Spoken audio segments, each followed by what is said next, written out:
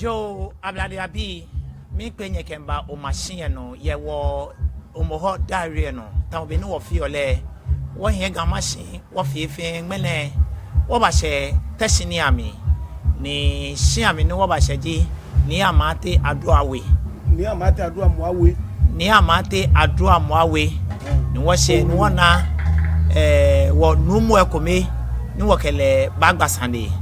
Iwo nyenya wo se yele kesane gba nemle inche mi bode manye jùlọ afi wo fe wo no manye jùlọ wa fe je ko je ju efe no agagbe na efe gbugbulu imoni yu one atomi numogwa numo mesa ni je ju odon san fe pompo alogo bi alogo ko logo ma logo igba efe na ni ji eju enu o fane afi kusum keho gamashin egbe amekusum na be ehwe teshime ni wo washafu ekeba odabo ami ni wo ba bibo kusum ni ba ya no ye teshiye egbeji anu to yo si anet kankan ni ntamine acho bi ni amata adua muawe amacha wo fe powulu no akwa si an pe dibiye yo teshi kusum ye ajublai na jublai pe akun abele agbayele aja shona woji abule sho ulemeke loeba mene gbini wota si mene ju ni maju na maju ne efe gbenla tete la pon gbi efe gbenla kan tesi kela no mene no jinu no atu mene ne ni ke si se hu e o ka yo mo ekume wo shi ana bi e wo ashedu keteke adu manya mafu anagba nate anata na ngbe ake gamashi bi jiwo wo jama che wa sene kotopen mbenya nkwa jeje enu tu ajekeji mawo ne 1710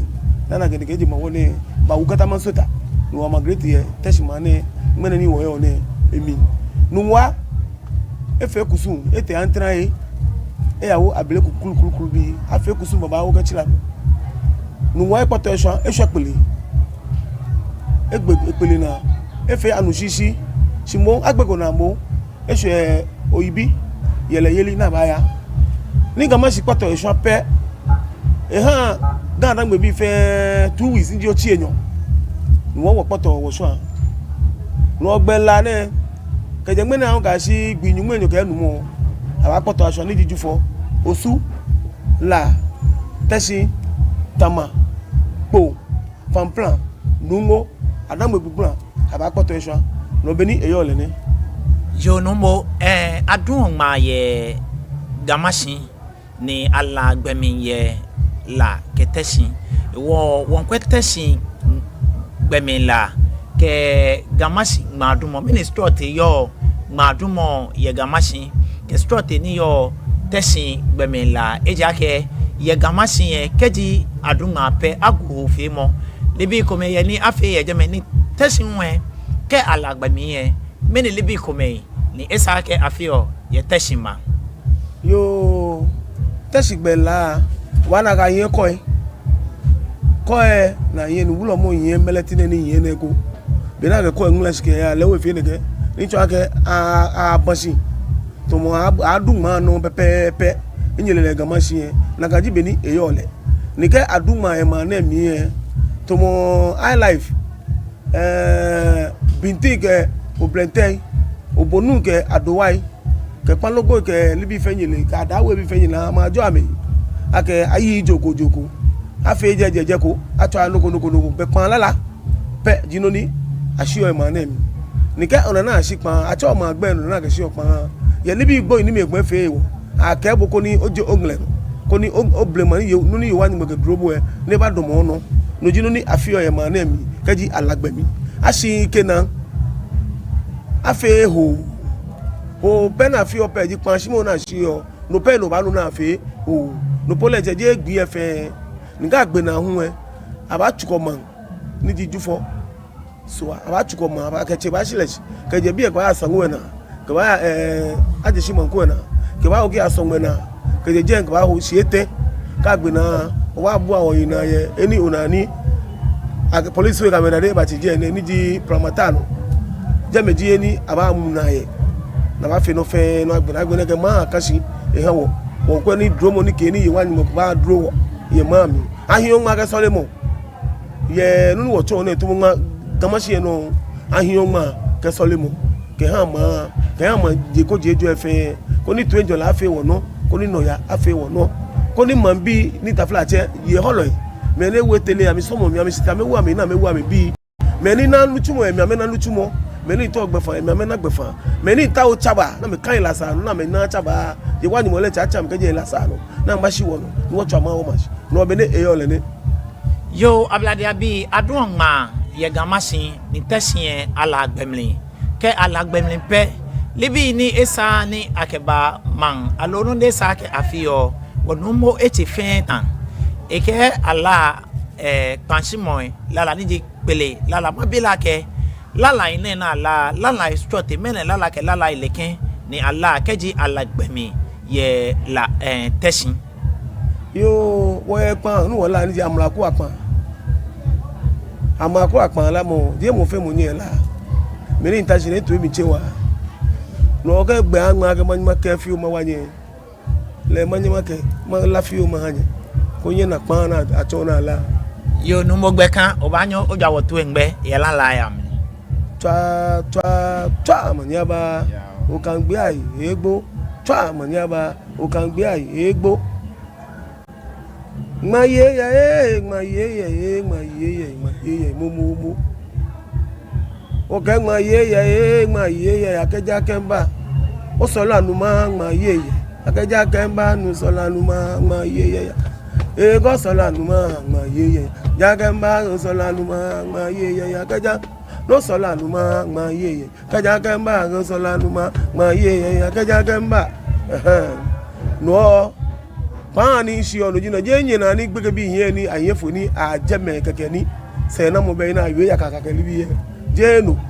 shi pan na ke pan shi munu ne e ko la nje yen cho yin ne kwa lo bite o ko yen nwe kwa lo bite o ko yen nwe ka mo wo e kwa lo bite ko yen nwe ka mo wo e kwa lo bite o ko yen nwe ka mo wo kwa lo bite o ko yen nwe ka mo wo e kwa lo bite ka yen nwe ka mo wo e kwa lo bite ka yen nwe ka mo wo e kwa lo bite o ko yen nwe no lala eko enyon la ne no beni eyo le ne ake pa ele mejino ni ala o fa no nuzi ni ake ji o polije mo wu eyi egbe mi lala yi jino ni wola wo ke ji eyi je yakaka je mo ke ni dabi no eko me pi lala je pi encho ni manjima gbele pi si ni efe to mo o mena ke na uko mi ewo wa file ejo eke wo ya wo yin no bele eyo le ne yo no mo sane komeni yo akele ke kusun ne ni afio keji afi kusun mini na gba ikeba ba ehawo kusun mi lu fi owosu man fe ma ke kusun no keji wa fe kusun mi mo ba yin ma ke so le mo cho polije ma wu le ba domo mi awo gan me wo jina me gan da me bi wo jina me ni twa ke wo jamoko ni wo nja ye sipon na no na ni wo fi peleje wa ni mo le no ni be ni wo hin maka ke kush me ko amala me ko ye beni o fa no nu sisi ne ke gbe me na fe o bu awon ina dan wo ba migrate wo dan wona gan dan gbe wo ye wo sagba wo bubo wo doku ni wo ba pele man o ba no nusi dani wo nyeme ni ji lami o fa no nusi dani wo fe o ba pe ye be sha me gbe na mi yin je no jino ni acho la ngene o fa no nusi si mo fe mo ke gbe ke flangai ni ke ba yin si mo ni yen wo ye ke ba ji bokete lawe nono nyena ni akogbo bugbo bokete lawe le tutu enye gama yin ke ba si shika ishona ne le gaje mo wo ji fe mo mo shikeje lagba nyinya nu fe an ke ba won ke te ka si songo no ka ke bulo moko si bokete lawe ni che ya ke leji awie blofo leji pana nuchulo pana lo leji yin lo pana ene sani game ekome awie nene sa dabida ko lo pa me yin lo china ka meje pokeje yin lo kaji abeyin yin abese pelo wo jina me je me kumeji wo lo sa wona yin lo kaji wo fe wa nu wo isi ni wa fa wulo moko bi ake leji wote enyi wo hie ye ga ram mi fe nde si aga ne ke kwe kakai ni appele manche appele wulo mo ke libi ne e baba na lo appele sa fache kwe baba no kwe koko e ba no ni wo yo mo ko ake ke je shula ka gbe langba ka gbo obutu appele ka gbe wo yi man ko be mi wo yo ko bo te ma mi e bi ene wa na jele ka joko aje me ke libi si to ma te me ka ma te amele me ka mo ko me efutu na ka no so wa me ke libi efutu bokete me ke libi fe bi e o fa no nu si ni nínú wọ̀chọ́ eko bọ̀là bí mẹ̀kẹ̀lí bí fẹ́ kò yẹ bí ẹ wọ́n fa náà nìṣẹ́ láì mẹ́ fẹ́ kò yẹ bí ẹ wọ́n fùtù nàkà náà yẹmọ̀jẹ́ fẹ́ mi kọ́ tẹ àdàgbò ìgbìmọ̀ lẹ́yìn nàkà náà wọ́n á nàkà bẹ̀ náà fùtù àwọn kà sí lẹ́fì ànẹ́kọ́ wọ́n fùtù nàkà náà yẹ jẹ́ jẹ́mọ̀ wọ́n jẹ́ yẹn náà gbẹ́jì náà tọ́ àmì fẹ́ gbẹ́jì náà gàmẹ́ wọ̀ kẹ̀dá mọ̀ bí fẹ́ wọ́n wọ́ àgbẹ̀ sọ wọ̀ yẹn abẹ́nugún náà tọ́ lẹ̀ wọ́n wọ́ yìí àmì wọ́ wọ̀dọ̀ yìí nàkà gbẹ́jì sọ wọ̀ yẹn wọ́n sàn ní kòmé fẹ́ mọ́ ahinwote anukwale neke ahinwona ko ni won yin anukwale se ni opereje ma wo ne boje le mi odugba game pe cho ata na anyumo mogo che ata na nyuma ka wole la kanu wole le yo na wo cho le ata na anyumo that is obolo ma wu opereje le fe lo ni iyona ma wi yo no mo no fiano na afio anaise ke nu ke yo bote gbalansin le mi amena ise ake bi ajemi ni eba ke otuni e opa se na moyi iwo ma bi ake kusumi ni wo fi one mene se na moyi komeneke jomli ke ba ke ha wo yo nyemi oyiwa do kenkle ngba jemi no ake imami ke papa wo mi school nke se ko san ni ba bote ishona imbate wu je wule nyobi dimi shini ni kanso ame wule meni ame no acho na gena customs amete akwa niji nunu wo chole navy ko wo shi ya picture ko echo ngoma ko ma chonye ame kenkla me jesisi niji navy nuchumo no wo shi ane ka ba he muko ye navy ye shi ana ba he omo ye ko gbe ko ditis fe baba na ba he bu ebi ye na no ba ya tama na no ba achuni ye no mi na kano ma fe carpentry inte school of CP primary school iya gbe na ye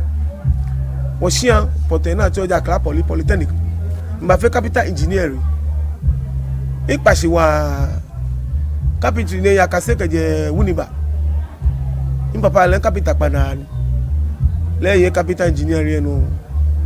atola mele che ama carpenter imami achole na ahine de dota imami ge papa fe jama chewe ye kamashi mi o jama te fi mi no carpentry ne inchula odugba yin certificate ke no fe no ye no beni wo ya leji beni kan shi wo ege ni e fam je ma na mi afam ye je bi ale mi je bi atose mi ege ni e fam bu ko beto beni ya fam ye beni ye lo se kan shi anem ikan otutu ne ni afia pe o henyo kanyumu enyo na kan bia mi inyeshi anem no bia na shi ni ta je mo wo le kemi je gamashi ke babi e nji gua aye mo ai alogo bi alogo leji mo le ba yi ye shi ni ta nem ichu ni den inyi nga shika fe nuko shi ni kemi bape echela jo wo na ichu nuko shikeji sole me jo mo ni fi o ma no ta kwa ki o mi ni no mi jo pele yes ake mo fe mo nu fe nu ke eime aka nu chu le ga wo nde nkwa ni me bi ane me pi sha mi ke ya ma cho aga blofo pan an sho bibi ko ma no ni ana adebo libi ni fi sort je mi he wale si gwa he wale je ni ke ya ife ke fe ni wa se echo mi no ni mi ife je no ni mi sumo ni ya fio na no kwale magbo na yin e ha matodan ni nke feli bi ne sa e ha ma shele wi ni nke feli bi ne sa e ha ma jengle no ye begwa mi ni nke ji abole kutu ape e won ye nya ye fe ni ya no nga shida pe ba o pleje ni nke shida ha wo wai ndi ani nete wae odo safre popo alogo bi alogo ige ko logo le e ba logo mo leji mo ni intena iye afinyu mu enyo ke pa ye kusun be ni ebon na agba mo mene ni ko iye afinyu mu enyo ke pa 26 years ningeta jine ina kusane kudan nge mo go na ku transaction kudan ya ke eton mi ni mi nton ke ni mai gbogbo na kan wo kutu anu ni sole e ina o kadi slot to yem shino ko ni femi na pe ye jele mi ni shini taji bitutu ne sebe ni sani agame ba uchu na mi e ilala mo ko da le da yi wa ni mo se wo e se ake ame yi wa don illa je ne ko le fe ame yi baba o ko lo le pese peji pato ne yin hosu ni adu eyan futa enye se ni hala ko loyi chatu yi ke tete ke akranti e ke libi komeni wole ni atafra cha me gba je na ni ko lo le yin ho ko lo e afo bi baba o e fo nu ke yo no e fo eh mi ne la mo la ne mbatesi ni ke nu ba shweshi ni ya san ka se go la ga yo fe yo nu ba o ba na le o shina na ke mo la ke na o sumo le lo ke la ise o ke la fo haji o pleje e auto paula ni ke pe e nchele na sile ni sha neje sha sumo le we je mi no e gan mo se eje la nteja o sha we o sha ka sila o ejo sha we si amesisi e ba je la nji la nteja ja lo odate George amela bi ani na me bi yo ji mo ni ka chole na odako lamte egben ingele fo haji papa siete ka me se tayua no mi do pleje se ko wo se ake ami anu kadi baba o yelumo yelimi lumo yeli ake wo e si ba ble o mo ko ba te na de se no mi ji odo san fe ponpo ni ji ejen ini ni kan so aji kenklen achole numo misa gua ni ji numo gua du first echune ekumo esuesi sini dromo na ni mba nkan bi eni tane no na je ni na mo acho mi age nkwembe kugbe tue ni oje no mi kan ni ke kula je mawo no mbo mo ni femini ni sa si asa si ana na yiyo man no ni ke mo yu aga asa na yiyo man no mi he blog baba o ni ya mamle che sia ni ma himi ni heli bi en twa blog ga se iku e iye chotumo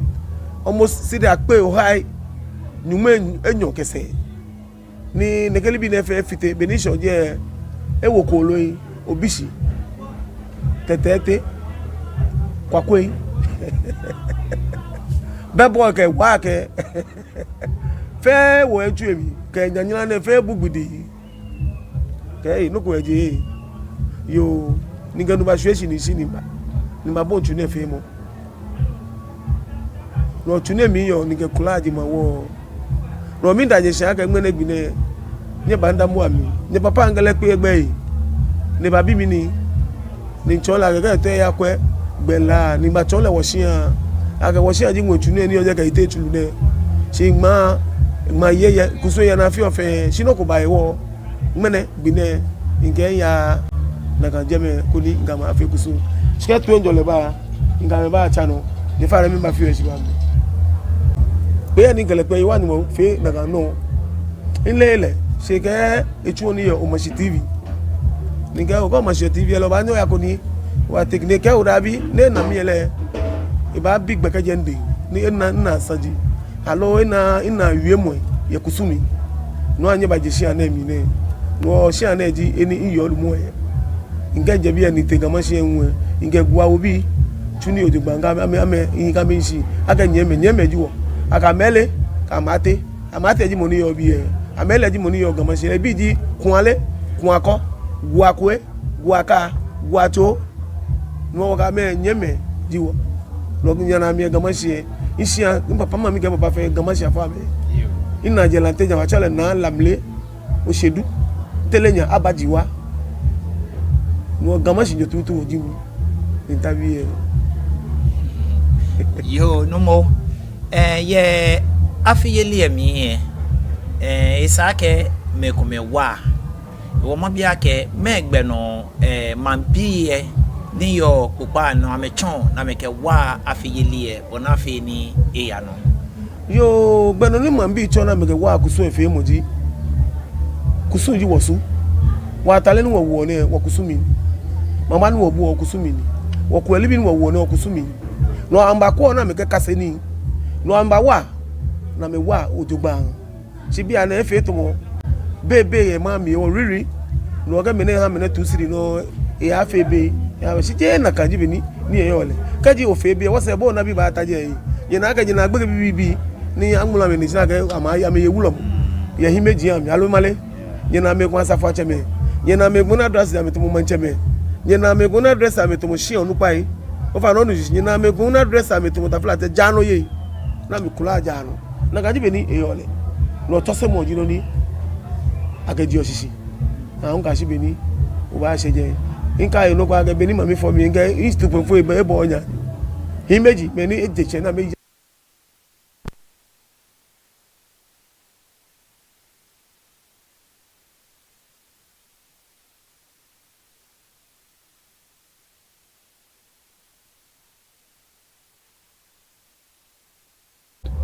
yo no mo ingbe gbelemo kenile ni we malisa wona ani ekena gba ebaha kusum femo alo ehani kusum femo e ya hie yo nyame nu oyiwa don le ke social media ne blofo fe kan lo ko poten ni ko wa fe sha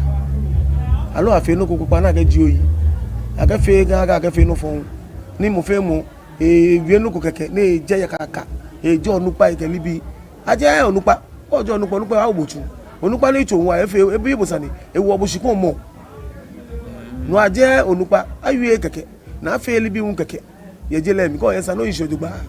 brofo me fe ni ne amefe ya nyumo gba mi amefe ya eyan lo ka bo san ate o fa no nu sisi ni wo ni yo ne kusumi eje fe ko sani asha na ga nyeje lemfe dabi temo milibi ni eba agamayi ko wo kete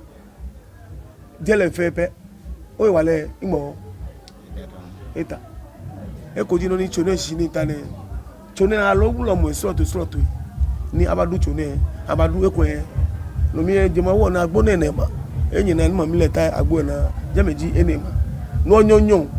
na bo mi ni bimo ye wo mi aga mbo mo de ni ata oni ga che enyo ne ni mlete mbato ni mbato chone mbato chone afi nyu enyo pepepe 20 years chone ye ni machine ni madu chone ni ebu ona timo ona mleti no bili eyo le ne no jele mi ali jele mi yaka no ni gbege bi yin fi oge yaka ma ngba wona to fa gboyin na sele oge libi aka ngba wona bole cho gbe ngbo ogbo mo chuku na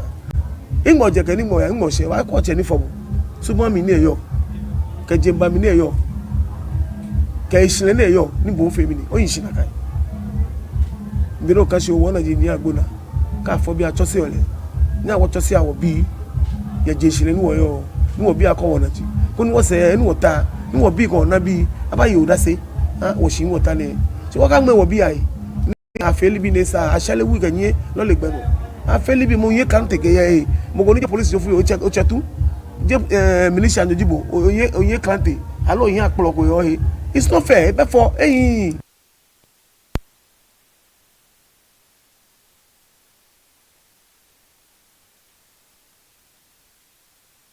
gbe obrayin neighbor ko obrayin neighbor ni aje po fe wa hun to wa fowo yi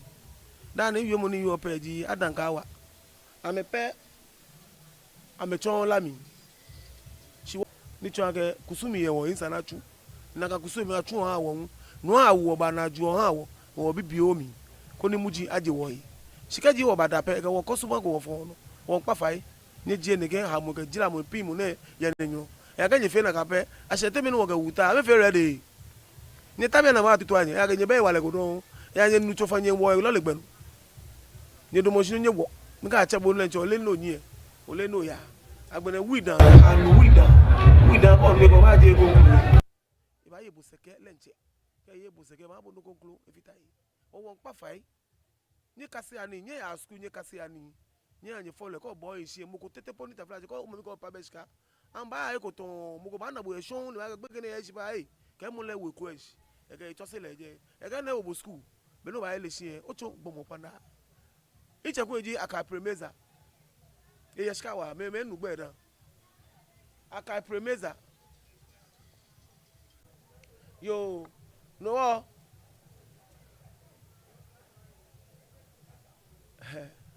me pose iche ko eji ni aka premeza e yeska wa da le bi ke ba te si e bi na mba fo kai ele mo ni fo kai e hale ima mi nyami ni ne watch me on na bi mi aka na mo bi di mi ni ga o ma mi ji anti ayin ne achomoche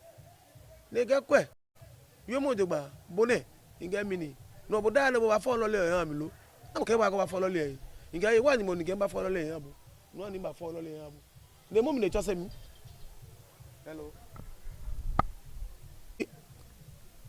Iyaje buy water company ita Olutumo mi no mi fe Olutumo gbena si gbegbeleko papa ne ani Iyaje buy water company ye wejia no to se mo ko ne ko mo mi ko pa nye ekwebu mo ko promotion ekwebu no ko foli bi ojugba ye wa ni mo kan ni pe e han gan mi alo dan me bi ye e ko ba pa e hono no mi pa mo fe mo fai be mo ko e ko na wa na mo ko chochoro tools mo ko yin carpenter mo ko mason mo ko plumber mo ko brigade mo ko neke ibi ano na kan do ko ana gbo mo mo gba e wo e awun to e ni gan me wole ni ojugba kenkle ni le lo ganjo kenkle lawyer ganjo kenkle doctor pana ganjo no gan me mi ni wo fi o ni won ta flat e o nyeme koko me ba yi wo yin wo ye elu mo ko ya amra lo emi mi ne ejile na kai da le cholo le egbo won chize ka ke cholo le benye nu ozi Bedford cholo le egbo ko chize tututu pe ka si wo e ga wota ni wota no ke wa yi mo ka ke abele fi o lo fi o mutu fi o sika fi o ka wa la ka wono ja fi ejo e ko gan me wo yin atile wo abele ko na ma wo mo eji gbe tene abele nji oju enji ole ya ga ko to kwa fina ona ni wo bo mi cho mo na jo e son no ma pa fai ni gan me gan dan gbe bi wo yin awa wa ko oblemasu o gan mo ma de pe fun se wa ko oblemasu ko ni me ni wona kwa fo e wona wo le me ni wona fita fo e wona mesi fo wona carpenter fo e wona son lo e ni wona wolo ma lo e wona wolo ko lo e ojogba lenche nuni wo fi o wopa wo bi o bu ami koko ko ni wo ka wa amra lo emi itofa gbo yin fe na hon ye je le fe na pa hon mo le safo ko ni wo bi e amena jo mo papa kele le papa fi o ni yo ni ko ha mo bi ne mi bi jo mo mi an dede kokoko ketete mi bi jo mo mi mo se bi fe nyeme ni yo mo se ga na gbe bi be nyemo nye ye je ehi sana kan no wo fe ye bi e mi bi jo mo mi a se edu keteke bi ni gama si bi mi jo mo mi osu bi mi jo mo mi la me mi jo mo mi atashime mi jo mo mi nuwa me mi jo mo mi atama me mi jo mo mi apo me mi jo mo mi gbuglan bi mi jo mo mi nungo bi mi jo mo mi pamplan bi mi jo mo mi osudokun bi mi jo mo mi aje ko je ju efe afi alogo ne bari na wo ka ti wo tan aka ke woye wala wala wo bi awala wo ho awala mani wo yo mi ne ka na yuke ho e so mo mi ste ewe ne we bi meni na luchuma ha me meni na to enjola na to enjola meni na echele na me kai la sa no ye wa nwa cha me na mba shiwo no won boy ko ni man de ko je fe won bo ko ni ayi abu awo gan ra me bi na ayi abu awo won bo nya wo yin awa ko ni mere cho ane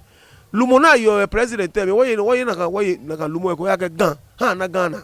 na kan gbe gan ha na Ghana won bo kokko na ayi abu awo ye gan wo ke miji ke mele ile loko mini boje o pa na kan libi ye ka mo goje mo go jibo o peje ma wu e leye wale mo ko ka fon apolo leke chumoko ni ona to enjole akoba wo e ko ni je o sile dije niko wo chu no chu sili ah pimbo adesa ye wa nyimo bo su no no nya wo nya ye wa nyimo su no ko ni wa ye obo ni wo bobo afi na ape wo panyo ani na wo fe mo alonte din ko aka fo wo te no fe na ka wo shikun awo echo ni eni awo ni wo ye wa nyimo gba emi ngunu ke hwe na ibusobu e no loyi ahin shomi ni wo ne ko wo pe wo tro tomoto yi ni wo ya fatomo shia ni wa ye obo ni wo bobo wala bi ska twa manyaba o kan gbe ai egbo twa manyaba o kan gbe ai egbo afi anibani na wo jo ablade abi lele afi ayani ebane na wo tesin wo she ni wonye woke numogwa ye tesin eba gbasande eba gbela kusumemi e anwosan si kano ye kpano ake cheme kenye me lebi ni wambanye den omanye waje tesin ni ami woba otuye ife wo fan ake wo egbasande acho wo kusume ashishin eja ke o machine no biepe woke omoho diary wo fe le fefeo ni wogbe kona majin abo fe etila no ni wo ba ya me ni no ni yo mi emi kreke deke ni yo je mfe wo ba bo e moden akeshi wo ke fe baba habo oho ni bon o ba kase ni yemi si wo numo ke wo ejegbe egbasande jogba ekewo egbasande si mi ensani yakomeni e wo ka wo gba ni enwon na wa ji ake eke gan loji Ghana ni Ghana loji ga e wo ke ji Ghana ni Ghana ji ga be dibe ko pa ni yo Ghana na yo isake gameni di shikon lo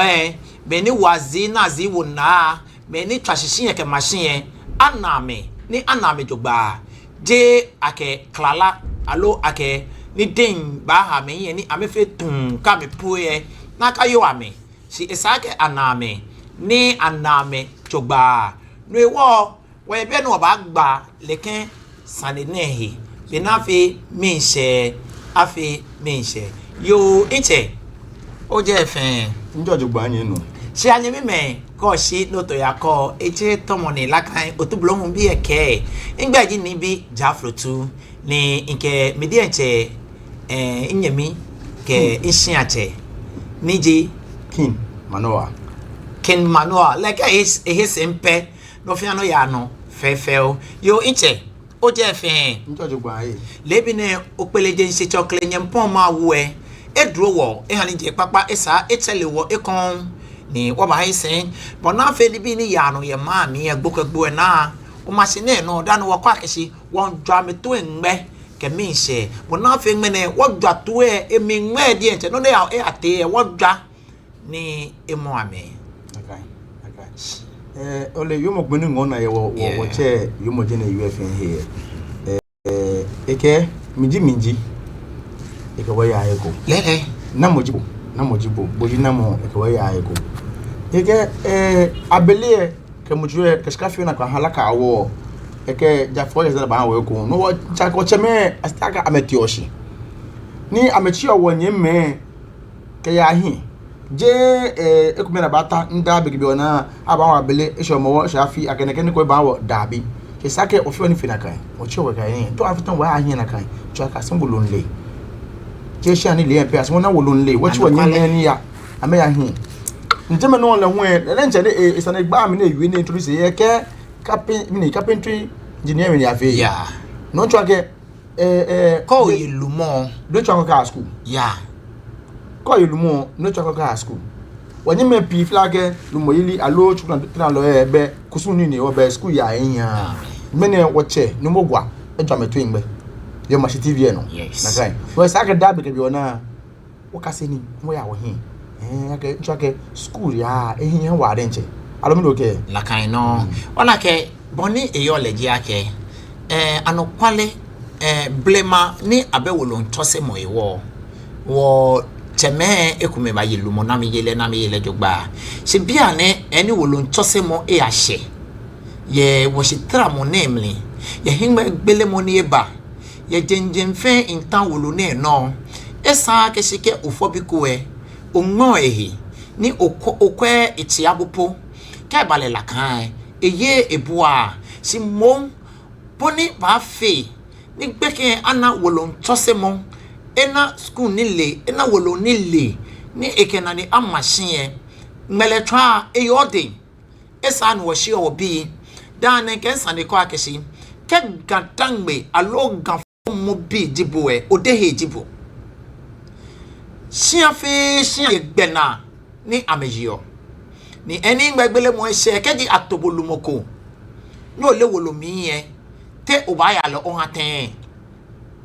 keji atobolumo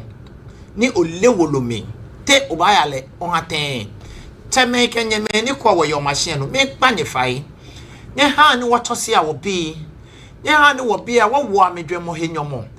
ne ha ni wo bi e wo bonyomo ya amhe e ja ke wo se ke wo shi ni amebani amebatasi ye no ne wo tun ni wa heku e ameba ta no na meba tu fe wo ne ba teke no dan ne kensa ne ko akesi keji wo ye wo bi ni wo fo esake amele ni mfe wo esake amena ni mfe wo esake ame ya hi mfe wo eja kekele ke gbene gbele eha me keji ame pue na ba na ba bia kesi na mo bi ya keke abaka kesi ochi machine obintin ne legbe ni lebi ya ani eke omanye alo eke hi nyamwo eba ha kobolo inyemi alukwa pepe oye 3D and 3D to na call it bona kashi baby akashwo game was mono ya shulemo shi eji amale wenye me kumela ka woke ni bi kume no we fet ma ke owa moko e onyo juju ke wa mo shi iyo ya ke na kanie ese biane iyo ya ke na kanie e ba chake amonto ne ya ke shi ko okwe o wote ami mene ni bi baba wo jini ni ya no ni be ni ya no esake wo just yo ni hin ke ne hin yem cause after wenye me kumela ke chifan boyin no mo ewie nakan no mo ewie akoba fo bi ni abonsanta wane be me na leke pu sha ni be me ni wo yin fa komi e wo enma ba wo gbeke bi ashimli no na asa ni gbomo ade sandam fe to play ba ka chukolo ta flat wana leleke aya komi ni aya fi oleke fine ne ye se bia ne abonsanta wane aka yin wo no efian no ba ya oye ya no shishinji o oya bifa ko je mo shishinji o oye no moyeli ko shishinji o oye ni dinje mo shishinji o oye na ajo mo shishinji o beleke ne mano beleke pupa ewa afi ni wo ye ne podi ente ko pote ma mi e muti nche e muti o ko ba sele ani no ba sele bo pedi money sumo de mo fian mo di money sumo ewo ene aketio mi pache ma afai ni amugbo ameheno awo eja ke ese heko isa ke lekele bi ne fe agwo ye wasate wo hin gba egbele mo na mo di ake wo ke abonsanta wa ne ba foga wo ba show mi ke fo ma ten ke o ko hin gba egbele ye no e chon ake o ya ta o ba no ba ta ma no no sheli ahwe ma no ka te wi mo keke bo mo ofliketi ebe fe kra e what me won pa fai ile akesi what me ame ye hiwale ka me wie aketu woni gbeye se mo ye jofo na ke abatuko ma na ka abatuko na ha mbeletwa na ke wo ko ba je gan o ba bia kesi me ye galo ba bia ke me ye galo e wo jemi poton akesi ke what me wo ame no shiko me ye no fia no ba ka den ka bo ye biko ile ke ni tumo na etu won tell to me ni okele ahwe ejake bi na yo ne ka awobonga no ko ma dugbe swan le fintin be ke pene e wo ke ba se mate aba lo le na ke laya bona wo ke ta flate wo ke wi selemo ke chofa gboyin no mo ne strut ne ba ne wo ka ba fe wo ni chumo ni wo ya wo yin ene wo ko no nyemi ko ke ho no pa ko no mwe no ke mi no ku no mo ke mi no ko mi anu sisi nte na chole jina ko chole o fa ni chomo mi ojogba no mo kwa menye bo be size mo mi no ke fmo no ko mo anye bo jamechu ni yen ani gan bra hin fe chumo hin meji nkenye ya ka no mo e ko no go mi la yi ne do mi fe je akashi ka no bra to mi neken ni nkenye ojogba e ko le eni yo nshin baje konklo kana bono na skole wo yi ka plate bro le mi inwa man ni se alon to mo boni bi o yumo no mo wale mi ye ni omo no ka ke na ska mene ni wa ke na skole wo inu le nko pa be anye na kan so no amekon no ni wa akenje wo game da je ke gbe ona je ba gbonyo ni ona no wo che me amo amekwe ni ke no ko ba fe yi ona bo expect je ko mi sto mo efa o je homo efa be na gan pa na o be sto ko don wa fe ne ko don ojugba ke fa chuku mo la se wo fe no ko community ke betu wo fe yi o ma shi tv no wo she ta chole ten chemwena ni ko kwe majikuma no it is possible no aye gaskas me panakui na me nyen ni bi ojugba gaskas papa ojugba na aye ke fe ko pa je na ke jake ke o me na fe party kana kan bi ngba enfai ake fe no ko gamante am bi plastic waste ni nyen gata me je me yake ba na gba no anya afi o bridge na matwa ma no na ke fe company ke stop ko benenche chokoni am je me podenche agbele afe platform ojugba na je me mo hye chemwe no arrange ne anwe ni ake fe factory rubber factory ne ona ne asele na ke mfe ni bi ojo alo morning ke ni bi ko me brush na ke bo ne e ba nya fi afi e ma na mi abanya afi ni ju eje na choke ba ka se me abo na ke fi ne ke ni bi ne mo e ba wa shi mo ko ko e nse na ka ko chi ba wo ko me eje me mi ni chuji ni ake bu ichushi akomo na mo ba wo na ka me ma mo amenyololo ame shele poka hin wo no ye be na me fi o ye be na sho ameje me ko street no fe papo be ma me na be papilipi e ma me na bele ka me show me ame le police fonyo no le ni do me fe jake ke afi kusun lo wa asipan wo kusun ni bi ne na afi ni police department planche anya show me ya me hin na ke wo she no me le jake she police don't need mo she ta plache jake bejo mo ya be ni le ni FP ka me fi o e fe gidi ame nko bojugba be ni sa akadibo akadibo no bana kuma nyi no shete shi ne mejo na ni bi ya mi ona ni bi ya mi ni alagbe mi ni o soje me ne mo police fo ni bo asiye je me no as ni wo mankusun na afi na wo ni ye ni din yen mi wo mankusun ni won fe ni wo fe le jogba ni jomo ni yokusun fe mo mle fe aba fe wo gbe fan no be aya lo me teaching ke ba yen wo te ami ko me kusun na telefe fo ne na wo ye so ke fe ne e na yo ke ya je me wana ke shi ati je me fe shida wonyemi nu Accra hype ake enye ha wo ne ke mfoni ne ya ke wore nche eni wa yi ke aje me wonna agbo ya ake cost jempe eke even a media person put nche efe na agba fi o eke o ya no ko police machine o ta o voice ani o ke ba ko wo ka se o se je wo se gbe won tun no ba tun wa we da ni wona apani yo mi shi mo e ko eni mi ni de we ni bi efe aje me o ta wo na agba ka dun de no ba se aka ona ke media for produce na asa me na mo ta plache wo jina me ni ko te ba wo gbe mo do nyimi no shi ake eyan wo ne ke video ne komo kusun e ya kono wa de nche komo kusun ne enu be me ne yo fe o ne ke ni ke afi no ku to mo ne ke no wo nye wo ke e ko me fe mo ojini gba na e gan da ne che me wie ko me fe mo yi da ne che me ye ko me fe mo yi nyake eko me fe mo ba je nkebo ko na ka mi da ne nu wa yu anu kwale me kwes ma anu kwale chimu ke ona ka mi da wa yu anu kwale da be ke gbona ake o pa anu kwale se fi ba jake yake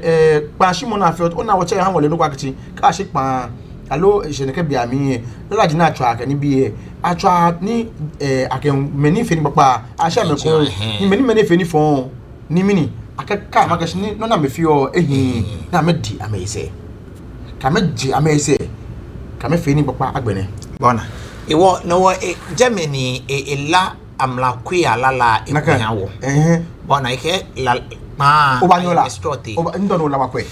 yake mene so no gba ano wa se elala ko le ko makwe lala mo ne la no kwale lala mene ngbe intro te hin yenu je gbe ni hin sade onyola pepe onche ni ala ko mi awo je me alo wa yola tabi nye kura ke awu ne ba fito ma nyese blofo ba ke ma baaki awo baaki ekenu fiano eteno ni lala ni amila ameye lala estrote am eche pansokpan ke amlakuya pan ewo amlakuya no no akefi okusum kele bi ni pansokpan no ji lala ikomeni ala keji mokofeni nehi bona boku ahi moko ngase boku ke bi ete ya tutufa moko afi man dwano ko ni ala la kan lala ni ake kamo hi ake no nefi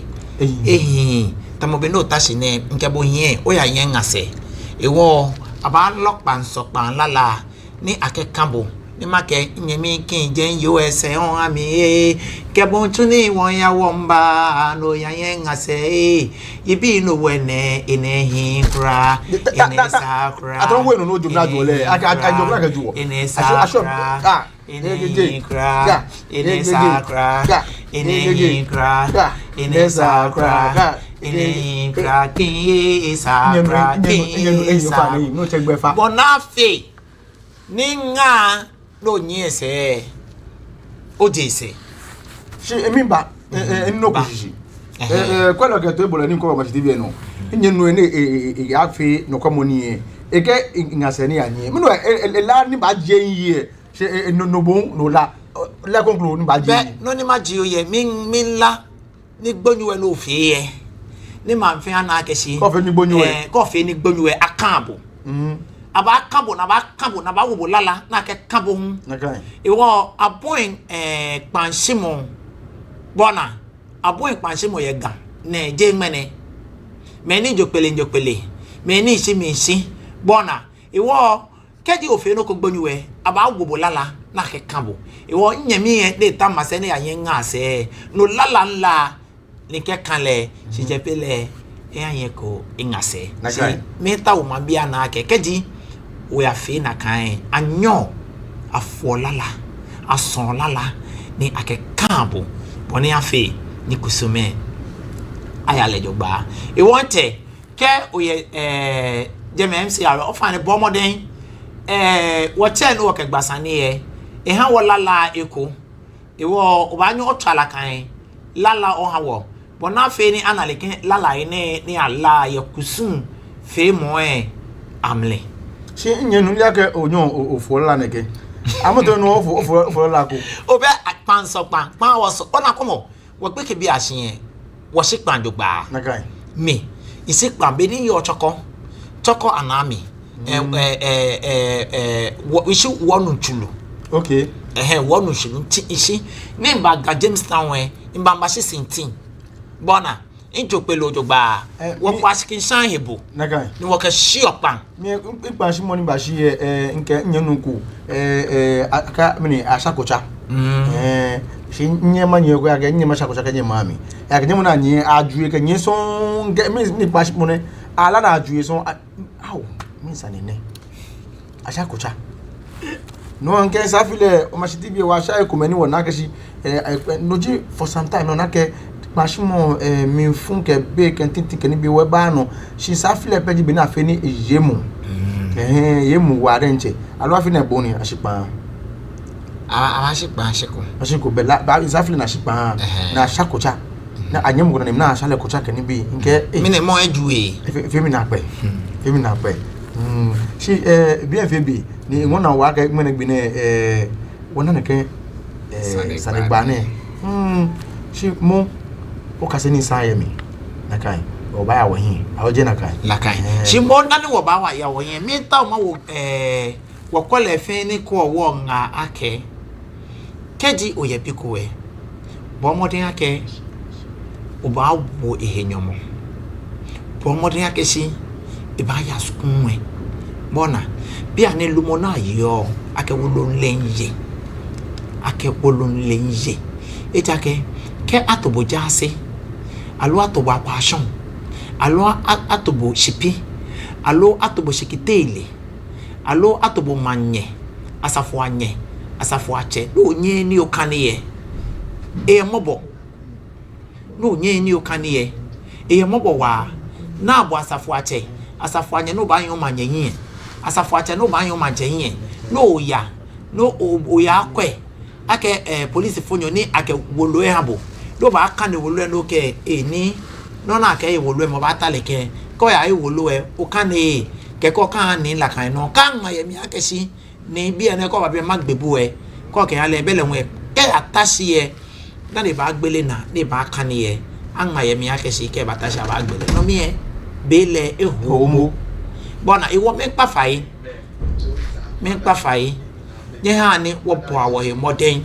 ni wo ya school ncheme nyemi men ni member wo sa fi pe ehyenye no bo yi o ba ye wo bo ya school no na wo lo nchose mo ka kegbe na abo e no ye le jogba no owie ne ngo na ware nje na kenye wo na Sanegba ko kecho wonyenu Cleland ni aya Aisen yes onake niji no ya manche ni awoye English alata ni achole kai mo gbe ni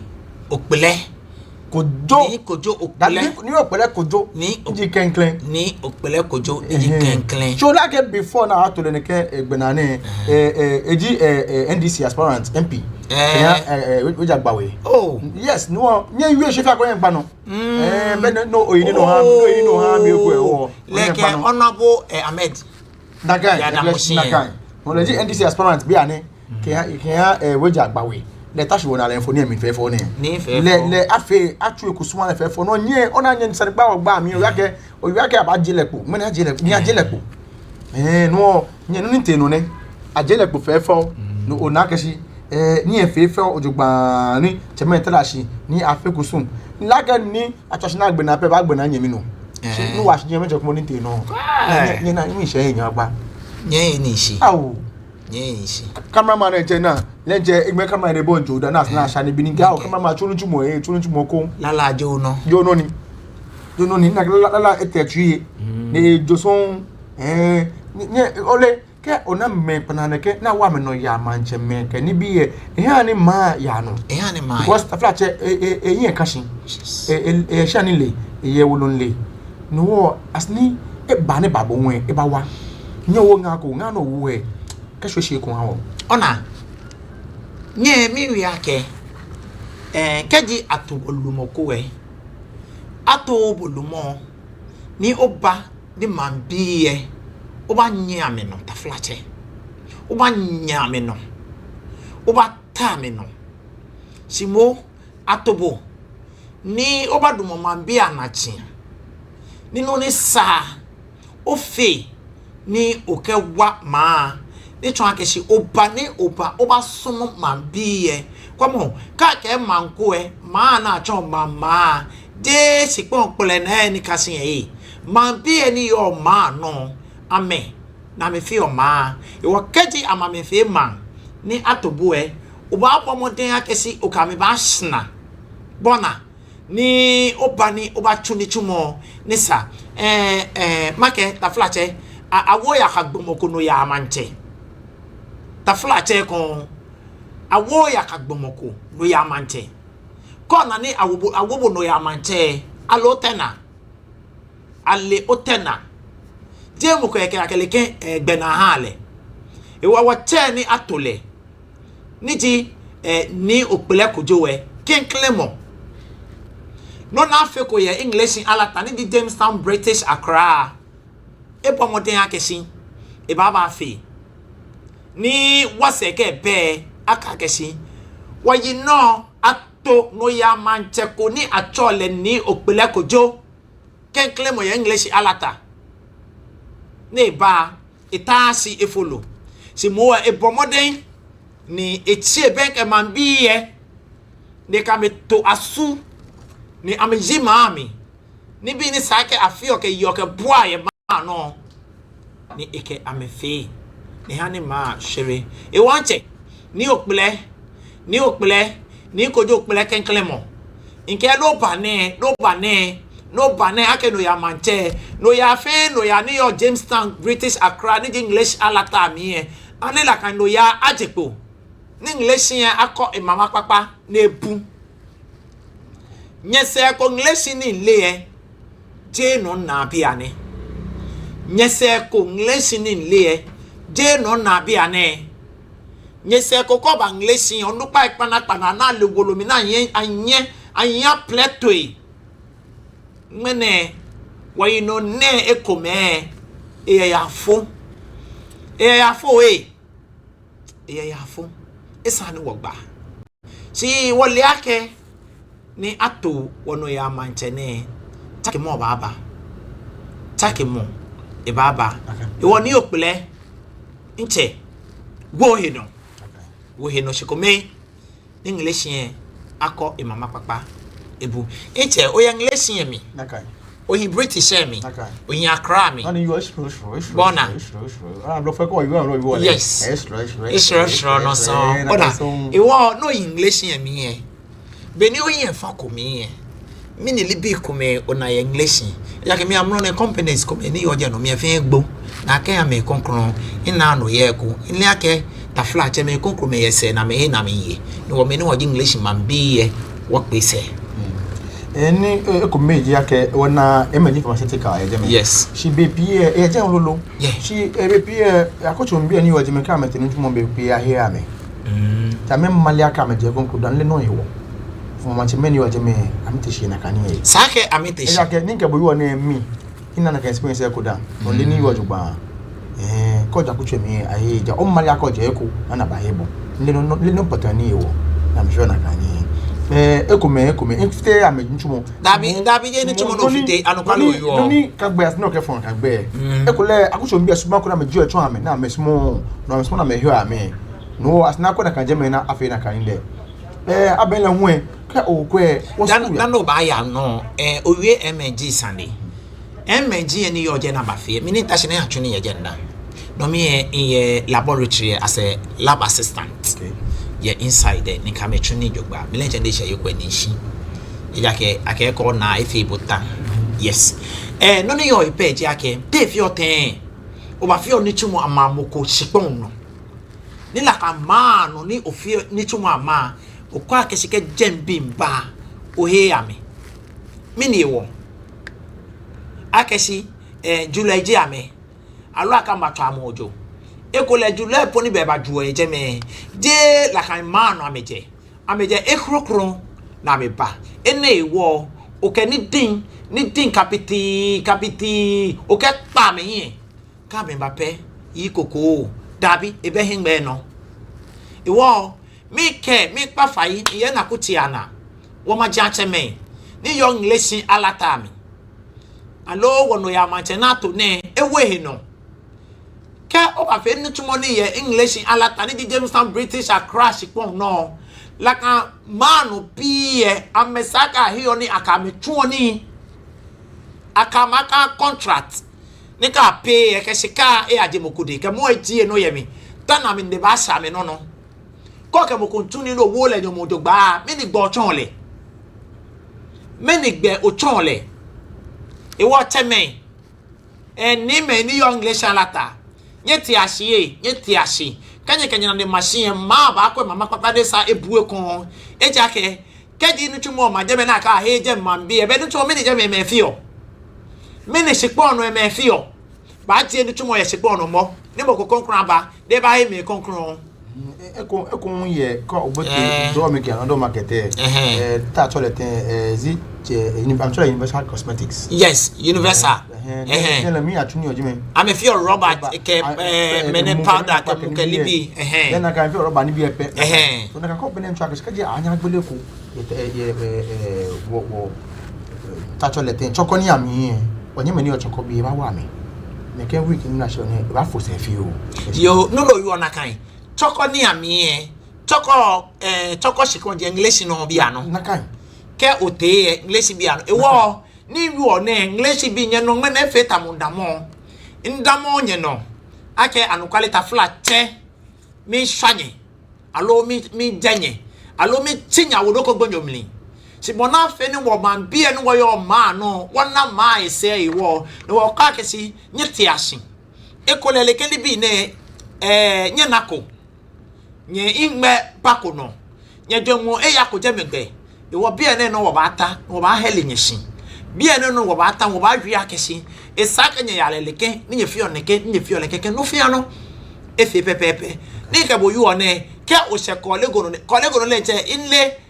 mini po ni yo jeme jogban. Make ni tumo factory ko ni atuni goyeli ni tumo ko ni ye jeme mini po jarase ni yo jeme mini ko jarale nteju for pe ewo nya ni wati ashi cheme mi panye fai nya ni wati ashi nye ha ni wati ashi nye ha ni wati ashi bona fe man bi ana ni tumo na metu kedi amena ni tumo na metu meleke wi ke ready ke yellow na fun ne no ame ba atu ju ne no ame ba ya ni ko ke jo hesani no ke jo hesani no taje me biko beto gbisha ka mete na me na ekwe ame kwa wa tutu abo ame ke baba na me pa tutu abo eji ake ke ingme ke je hesani na gbatu epe ingme ina amane e wo teme iye na kuchi ana me kwanye fai so ole no ko meni mona nation wo yo ndi Jamestown British Accra no wo yo yumo ne fe be yumo no yo ne fe ya hang ne shala tape che ya ha wo che ni arato tunto ga fe man kalo nche fe no yo wo abo manye he manya pa no obi manye ngejo de le ho manya pa bra wo fe ifita le fi o Jamestown we no le hu okay eko hale ni akamaje ndi akamaje manche ni ayikan okay on body manye abene woche ndi woche kojo na awolense ne lehun efita nyeshi alatahi ne wo lehun won bi ni no ni sa amefi fe adomon wono ya manche na ahole no ekoska wono ya manche bi ane ye nyeshi alata le jimeni asne kwe oblayin ko blaye ameni fi momi cause nyeshi ya ke abene ko ni atole oblayin manche ejeme no ka wono ya manche le ko ma no ya taka mi no wi akeshi chokogbeke ya nefe so under Jamestown British Accra ni neke majacha ne ame fi Jamestown British Accra no papa ni amekwe ame British column nakai ye kusuna ke wakwe British ke deche woye asenwe woye abola woye otubulo hu woye gbese ame formo ame kota bona ni majin etene neji sempe akan maji ke English alata ame hu ame corporate share ame blofo meji ame ko ame chati ye yes re wa me ko kamete court no wo lo le fa ame ba shebu anukwale ekomeni bona si bon ye British mi ye me ake me yeten the form na kan kolomembo si mo fia mo ke erudition ye pretty shame ewo wo ba yami ni wo kwede bi ni sa na afi ni adote otinto wo fata British share nche ye na ko chiala ye no wole moko bona nye biami ne wo ni nye biami ne le ake nye biami ne nye ba fe ke nye sheje me wo se wo ba ke aw ni adote otinto oti a onto le biami efe de fefeo ni akan maje ni aikan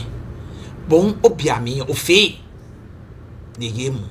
the oldest ke nke ma wie ke ba English ye me nke ba wajen bona kaka waje me amacho to ase no ko yi ona watch no ya manche na wonji ni opre kojo kenklen akani ya fe wolo lelo ojugba to no le di bp ye na ke fo shake ba fe shwo wi mene no yo ne kwawo nche fa no yo wa obi manye eri wa bo manye le ho even bp she be hope me nche pa fo she manja no han ni bi de to de fi English alata ke James Amishakra she dano wa chi wo here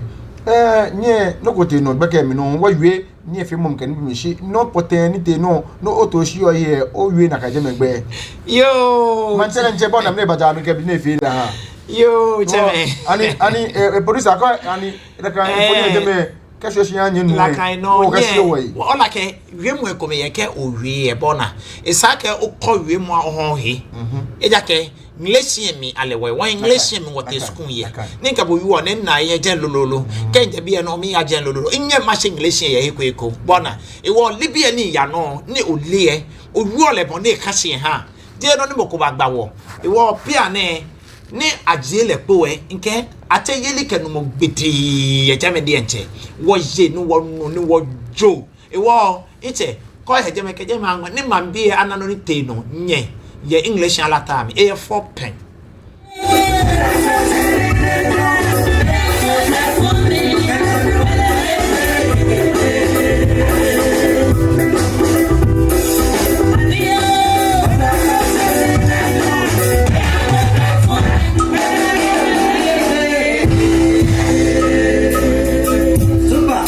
Super.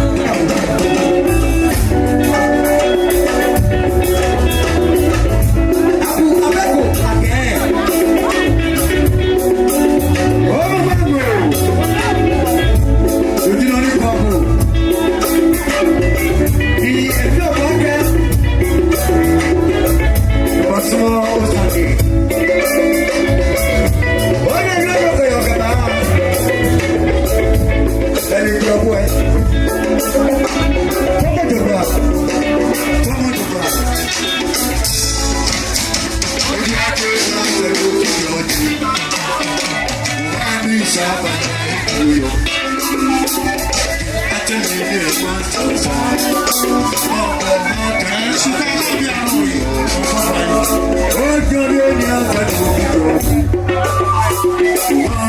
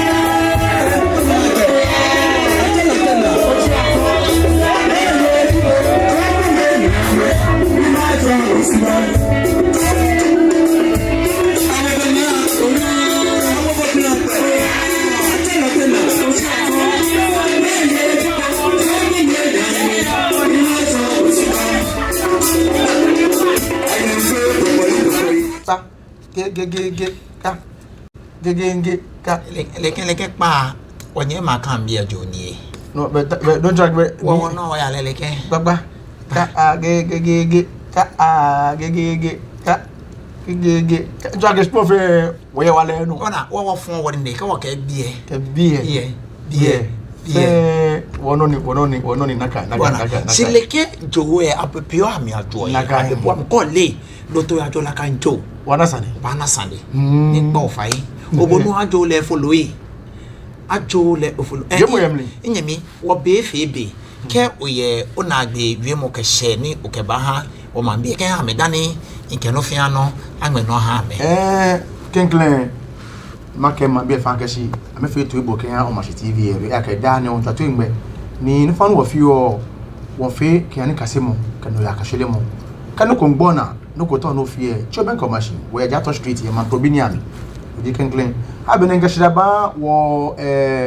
nyemenu Palestine yankra ni tek den kami vasha makenya abekuma south le do shendi tikite no mi shile kon abene me nkashida hale wonye degree food service yo kan share mi le won e follow ta wo ko se je pe ke oba jale ngbe ko na kwashi ko gbe na wo je ngbe akemi na ke degree enyi ne fe ko ta wo gbanku jo funjo no follow ta wo je ko se je pe ne ba she no na kanu nke mache woche base pharmacy le nye wo kra eneke mo diaries ke community community fe le nye wo yemi le ji woche ni nye wo do ba abene chef solo no mo fife na bopo nke Mr. Daye studio ngene no ko wachi wo here ni bele o gleba degree shi Mr. Daye gleba ya chef solo carry no ko magbena carry no ko chef solo ora don ke no fa no fi yawo abene wo che cartel cartel ke no fa no to no fi o ke o fi wedding yalla no fa no fi o ko te fitu afi music award po e je me abo ni bi no ta o fi ba fi abo ke catering services ke e ba ne ke tent high mo ke ni bi ne fe decoration ke ni bi number 1 le fi o decoration e fi o to ma afi touch le ten award na ha agboji e if you are to na kai no cartel events la won e je me no fa ko ta wo o je ben ke shi o ma TV e o ke ajo to me ke mi she ngba ji kin manowa nche me abo yo abdallah bi kecho ofele si chocolate nyen po ma peleji e efe wo dromo ni no le sa wo gbe na wo ke ba bi ene wo ke o machine bona wo da to engbe ke mi she le mi ne wo ba da o to engbe ke mi she no ni sa wakase se mowe na gbe wiemo ni nke gwobonga alo nke shi oboji yake wo biye nya wo bo amoden ni wo bo ameskungbe bo na fe bo se amema fe megutin ye wo manemi ni ke atame lumoyeliko alo aha me gbe na ko ye Ghana ame damoshin ake ga fomo bi no mo gwa ke gaji Ghana ni Ghana jiga ni keji gaji Ghana ni Ghana jiga ni game ya sese ni ngbe ekon wo ba na gaye nye ka ni wo ye pa na akesi ka ke sika inshona go de no mi Ghana bi egele bi ani ni ngbe yo me pa fai nya no wo fia ni efefo inkesi da pele mi ya nkwele fe ni ko mi ye o machine no enye pa agbonsin fe manye no na okancho niji enyo so yo enye mi bo de manye ni adu ablefo niji domi fe manche the gentleman of Domiland inte mi bo de manye ni mo won ajobo ogba ni one ke wo ise ni obo akwe like I know iye pamoko no le di gonti asi le afin po ni gonti ni ma jobo ni gonti ni ma mo inte twa mi abo ni gonti ni mo afebo agbopana ni gonti gbe agbele ahabo ni le kejemo ni ake dro Solomon ni ike kula ima ni ake kwa drobo ni oke kuroma ni oyanye fenike beni abanu ye atopai efe nyeba kwa ni kamba kwenwe ambaye odase ingbeji nimbi chafrutu nyenu ola kesko nya pano kono nini ohi kwa goso akoje tomoni to blo mbi eke nakan ogbani ba ne wonye ni jina o kan show the fort abula fe Paramount Queen ke gafe atofonye jele kanumu keni kini ko ne ba fe ha gbeke bi ya abula traditional area o min kai mo fe mo ni je abula ni ami ke meni bolle fe mani na o kan show the fort ke fe no ko surunku fe no ko ajara ka chole be ma tuye mi ami no ko strut ke be ga ke fe kwa gashi bo ma basko meni fe no ko strut to ona no ko nakpe no ko ni afiko ko ya abula da efejele kanumo efe ha ye ne ba efe ha ye meme ni efe ha oblain ko blaye efe ha ye meji ye meme ami ye meme efe ha ye meji an behu se olono kan be woku gbila ne fina kan ni na ka ye meme jan be woku jona jokin na fi nto akem ne fo na agba o ma sibe wa ko ba kan bi efe no efe ha ne ba afiko abula headwork down eba fina kan ko fefo abula bi fe ete no fefo ba fi an je meji ni o sha mi fe me ni kini ka meji ka menu se gbeke bi anu ya kele ke gbeke bi egbele fiji ha na fa ba won ke je no se ekun ye ni ba fi an oblan ko blanta de me je ni ke no mo pe yi se ke develop ba ya ke bana cha abula machine won nya ni mo machine mo kwa ni ba anu na machine tv no yo be to no le nyeke shia kwemo draw